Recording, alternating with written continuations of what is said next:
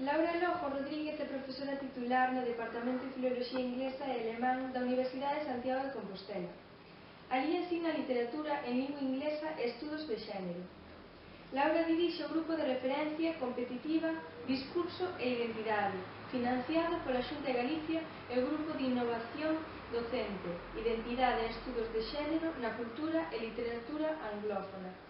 Benvida e grazas por darnos esta oportunidade. Gracias a vos. Virginia Woolf é unha das máis destacadas figuras do modernismo literario do século XX. Como era a sociedade naquela se movía?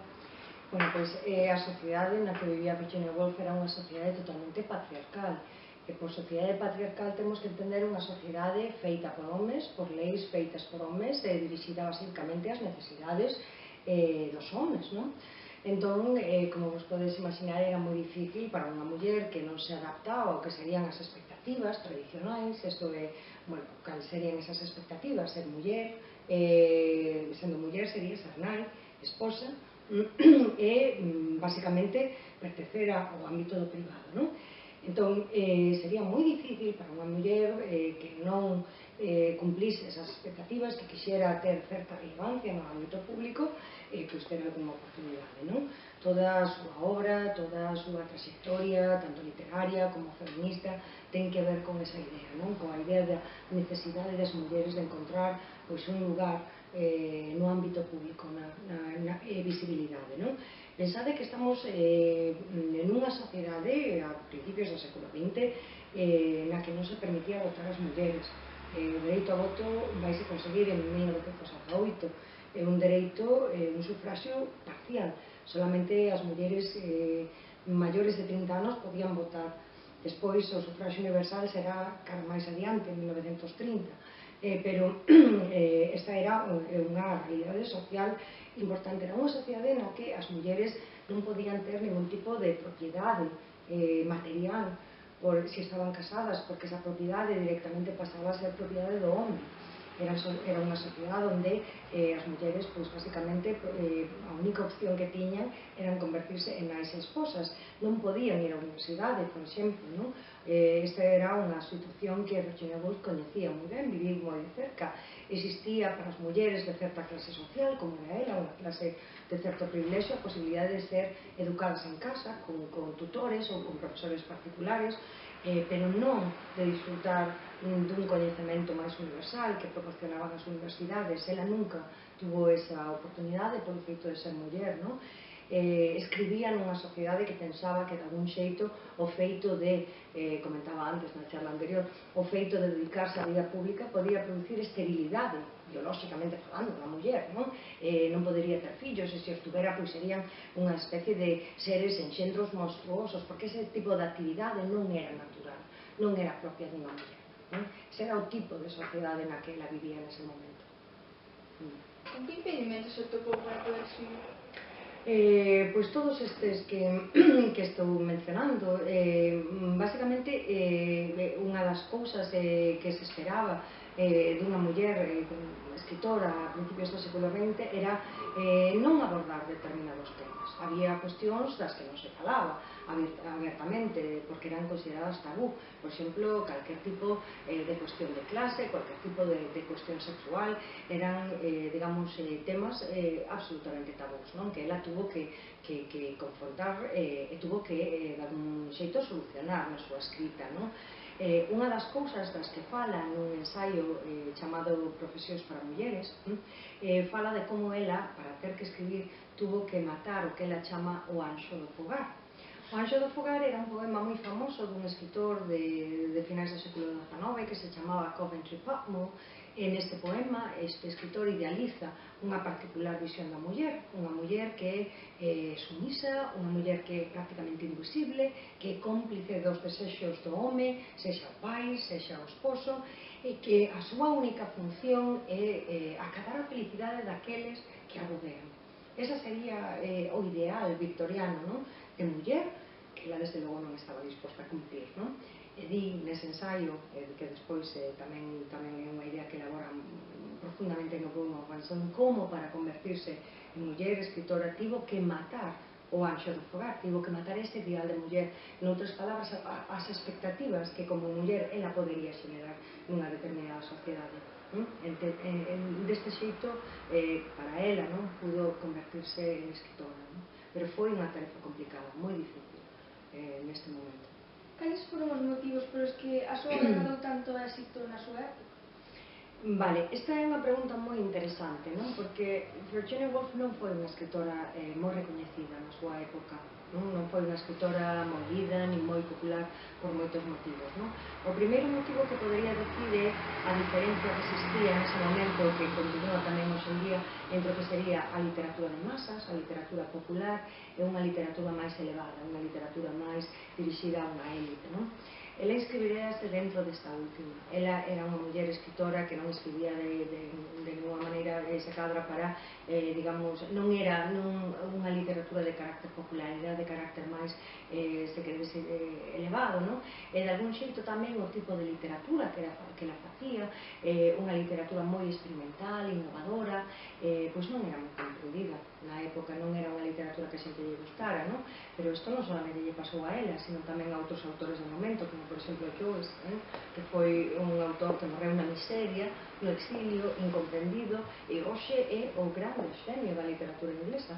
Esa sería pois unha das razóns polas que a obra de Virginia Woolf non era de todo tan popular nese momento, porque non era unha escritora popular, por unha parte, por outra parte, tamén ten que ver co feito de que era unha figura incómoda. Ela falaba de cousas como, por exemplo, a emancipación da muller, a necesidade de liberdade, a necesidade de ter, digamos, medios económicos, de temas que non eran ben acollidos tampouco, ou temas que eran, de algún xeito, incómodos para a literatura dese momento, E de feito, ela foi moi criticada por moitas das súas obras. Unha das obras que tuvo maiores críticas foi Tres Guineas, publicada en 1938, porque nesta obra Virginia Woolf falaba de como a guerra, estamos a piques de comenzar a Segunda Guerra Mundial, a guerra é unha construcción patriarcal, é unha construcción dos homens, é algo que ten que ver. Entón, ela era consciente desto, en as páxinas de Tres Guineas fala de como nesa obra ela deposita a pólvora suficiente para saltar polos aires ou facer saltar polos aires as casas do Parlamento, St. Paul, que é a Catedral de Londres, e é consciente do efecto que vai provocar isto, e os efectos foron demoledores.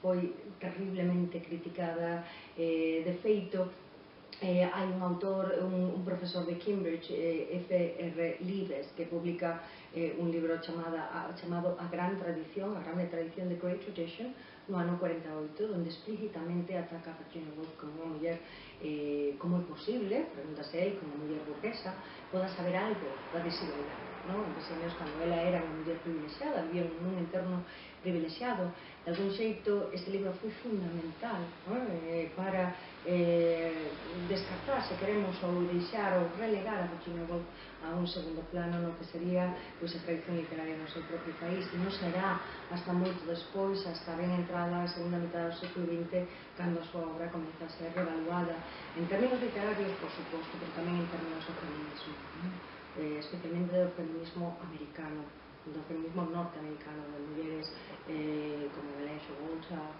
moitas outras que de algún xeito, ainda que críticas, pero agora de Woolf tamén, evalúan de xeito diferente ou recuperan a súa obra como parte fundamental da tradición literaria en xeral, especificamente a tradición para as mulleres. Por que considerar un referente do movimento feminista? Vale, evidentemente hai moitas cousas que podemos compartir ou non coa obra de Virginia Woolf, pero eu falaría basicamente de tres aspectos moi importantes que constituen o que fan a obra de Virginia Woolf un referente para o feminismo. No primeiro lugar, ela relaciona a situación de exclusión ou de falta de visibilidade ou de relevancia da muller no ámbito público, é dicir, o feito de que non existan demasiadas mulleres artistas, mulleres escritoras, mulleres con profesións, digamos, de relevancia pública, Ela relaciona isto directamente non coa inferioridade en términos biolóxicos a muller. Ese era o argumento que existía nese momento. A muller é biolóxicamente, intelectualmente inferior. É un argumento que escoitamos hoxe en día no Parlamento.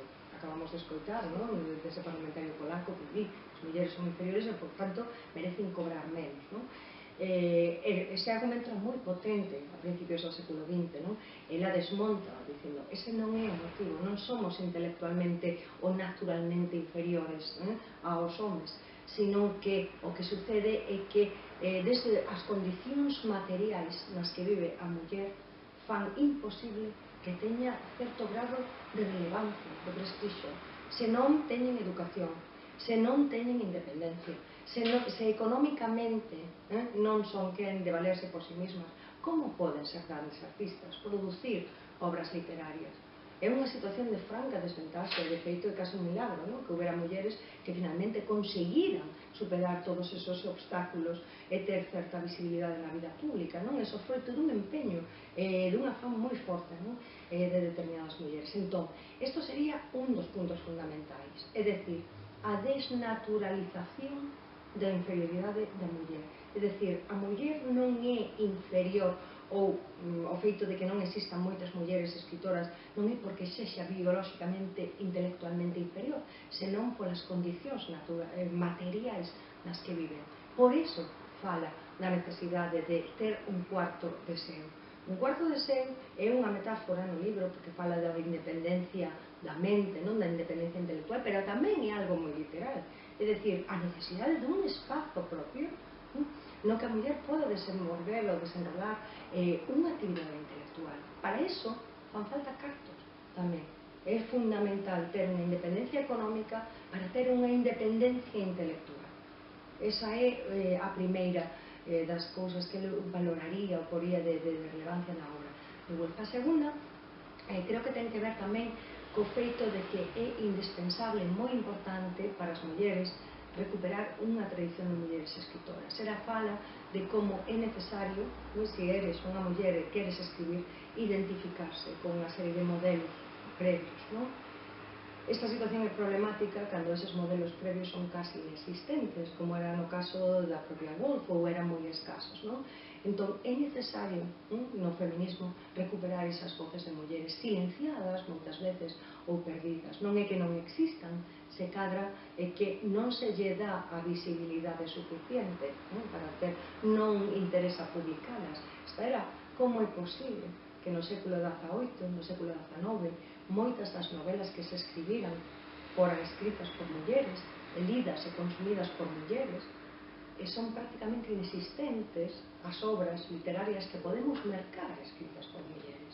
Existían, non tanto como son, evidentemente existían, pero é unha tradición de algún xeito silenciada. Neso tamén interveñen motivos, factores económicos, e políticos, e ideolóxicos, lógicamente, non? En calquera literatura producida por minorías sucede así.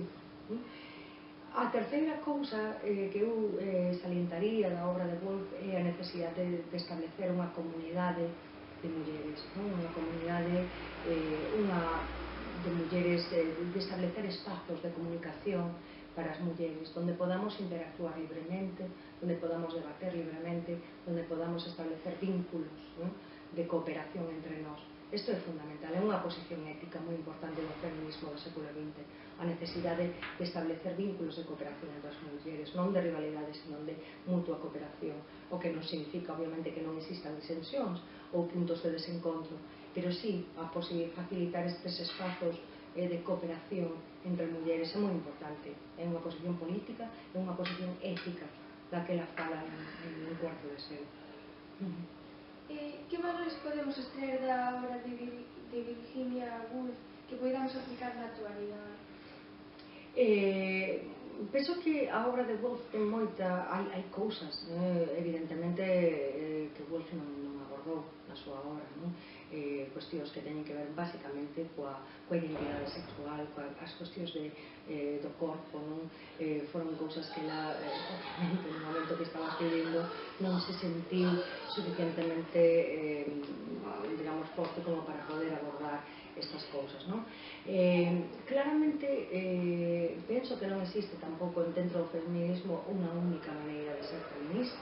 É dicir, o feminismo é un movimento basicamente, fundamentalmente político, que trata de identificar unha serie de situacións de opresión para a muller, identificar esas situacións, denunciar esas situacións por un lado, e por outro producir discursos liberadores, é dicir, discursos que dean lugar a un cambio realmente efectivo da situación da muller, un cambio en términos políticos, é dicir, legislando, un cambio nos hábitos sociais, isto é moi importante, pero tamén un cambio na educación. Isto é algo do que ela fala sistemáticamente en Un cuarto de seu, a necesidade de educar, de ter acceso á educación para as mulleres é fundamental. Non hai libertade, non hai emancipación, non hai igualdade se non hai educación. Este é un dereito, non é algo, digamos, que teñamos que algún xeito rogar que se nos conceda, un dereito fundamental que non se dá en todas as sociedades, desde logo non se dá na época de Virginia Woolf. A educación non era algo universal. A educación, tal e como se concebía, estaba reservada a uns poucos elexidos, privilexiados, normalmente homes, na súa época. Entón, isto é un dos valores máis importantes que podemos extraer da obra de Virginia Woolf, a necesidade de unha educación universal, de que todas as mulleres, independentemente da súa clase, da súa idade, do seu orixe, da súa etnia, podan ter acceso á educación. Eu penso que sigue sendo unha premisa válida, fundamental para cambiar a sociedade na que vivimos, e facela máis igualitaria. Non hai outra maneira, penso. Foi Virginia Woolf unha loitadora pola igualdade entre homens e mulleres? Por que? Sin dúbida ninguna. Sin dúbida ninguna. Ela é un exemplo do que estamos dicindo. Fundamentalmente por unha razón que mencionei anteriormente, e a razón fundamental é a consideración de que as mulleres non eran intelectualmente ou ideolóxicamente inferiores, sino que era, digamos, a súa inferioridade, que era evidente, en términos de números, en términos de número de homes e mulleres que teñan importancia na vida pública, estaba producida por condicionamentos de tipo material. É dicir, eso é o que basicamente provoca a desigualdade entre os xéneros. Isto penso que é fundamental, é moi importante. Ela é a primeira, penso, feminista do século XX que fai fincapé nisto, non tanto en determinantes de carácter biolóxico, senón en determinantes de carácter material, que a cultura, a educación, que estábamos dicindo, a necesidade de educar, isto é o que nos fai libres, non outra cousa. E os cartos, por suposto, un cuarto propio ten que ver co dereito a poder ter unha independencia tamén económica. Sin esta independencia económica non hai independencia política, non hai igualdade, non hai, digamos, igualdade de oportunidades para alguén que é pobre. É unha das conclusións que o narrador de Un cuarto de seu extrae despois da súa visita aos diferentes institucións universitarias no Reino Unido. Iso é evidente. Por que textos ou obras da autora nos recomendaría comezar para ler? Bueno, recomendaríavos, probablemente, non é unha autora fácil de ler, pero penso que é moi interesante en moitos sentidos. Eu recomendaría Un cuarto de seu. Un cuarto de seu é unha obra moi interesante porque desde o principio a narradora, que non ten nome, é unha narradora anónima, fixadevos como desde o principio ela está, digamos, intentando facer valer a universalidade do seu argumento, é dicir, é calquera muller. Non ten nome, pode ser ti ou eu, ou calquera muller pode identificarse con ese narrador. Establece un vínculo, ademais, de cooperación, de igualdade colectora, que ela ten en mente. Un cuarto de seu é unha obra moi interesante, que nos sigue inspirando hoxe en día, que sigue facendo referencia á necesidade de encontrar referentes, se eres unha muller. Tamén fala dun xeito moi interesante, non solamente dos logros e das cousas que se foron acadando na loita feminista, na loita polos dereitos e pola igualdade, senón tamén fala de todas esas mulleres anónimas que loitaron e que non tiveron éxito. do fracaso tamén, e de como eso tamén alimenta a loita feminista, fai posible eses múltiples fracasos que podamos camiñar cara adiante, non? E os esforzos nunca son valientes, se queredes, de espazos de comunicación, non? E de igualdade. Cree que na actualidade está conseguida a igualdade? Que lle recomendaría as xeracións novas neste sentido? Non está conseguida a igualdade, quen diga eso é totalmente falaz, non temos máis que comprobar situacións que se dan todos no noso entorno todos os días, como por exemplo os centos, desgraciadamente os centos de mulleres que morren por mor da violencia de xénero, que non é máis que unha expresión máis, como decía, dese machismo, desa desigualdade da muller, en terminos de independencia. Desde logo, desde o momento que unha muller percibe un salario inferior a un home desempeñando un traballo similar, isto é algo que realmente ten que cambiar. O feito de que existan tan poucas mulleres que cheguen a postos de responsabilidade no ámbito privado, pero tamén no ámbito público, nas institucións públicas, isto é algo que ten que cambiar. Cando o número de mulleres que van á universidade, que teñen títulos universitarios ou non, que teñen unha formación axeitada, é en términos cualitativos incluso superior a dos homes. Entón, isto algo está fallando. Temos que de algún xeito cambiar, non está acabada a liberdade, como nin a igualdade para a muller. Como decía anteriormente, os retos que digo que o feminismo é basicamente un movimento político, de conciencia política, de tomar posicións e de intentar cambiar aquelas cousas que son negativas, que nos oprimen, que nos fan desiguais, porque ao fin é a igualdade, acabar a igualdade. Non creo que exista unha única maneira, como decía, de ser feminista. Por que non? Porque digamos que os retos que teñen que afrontar as mulleres son moi diferentes. Depende do país do que veñas, depende da idade que teñas, depende da etnia, da orientación sexual, que é un dos retos máis importantes, penso tamén, do feminismo actual. Depende de moitísimas situacións. Non é o mismo ser feminista en España que ser feminista en Arabia Saudí. Nin, evidentemente, os retos que nós temos que afrontar son os mismos que afrontou Virginia Woolf no seu momento. É verdad que hai moitas cousas que nos conseguimos, que hai ese camiño cara a igualdade está iniciado, pero en ningún momento creo que temos que abandonar a loita e pensar que está totalmente acabado, porque as evidencias que temos son outras. As mulleres maltratadas, as mulleres que morren a mans das súas parellas, as mulleres que non acadan postos de responsabilidade, pero isto no noso entorno máis cercano. Se pensamos noutros lugares do planeta, resulta todavía máis evidente que a igualdade non é unha realidade, non é un feito. E na vosa man está, na vosa man está, na nosa man, pero na vosa man tamén. As persoas que sodes máis novas, tedes esa enerxía para loitar. Lembrade o que decía Virginia Woolf, a cuestión, a clave está na educación para a igualdade, na educación para a libertade, na educación para a cooperación entre as mulleres, esa posición ética e política que é tan importante para poder articular un discurso que sexa emancipador, que permita, de algún xeito, cambiar as cousas, que nos permita desarticular presupostos como isto é a forma natural de que son as cousas. As cousas son así. A muller é, como decía na época de Virginia Woolf, naturalmente inferior ao home. Isto é o feito natural das cousas. Non hai nada que podamos facer con eso. Iso non é verdade.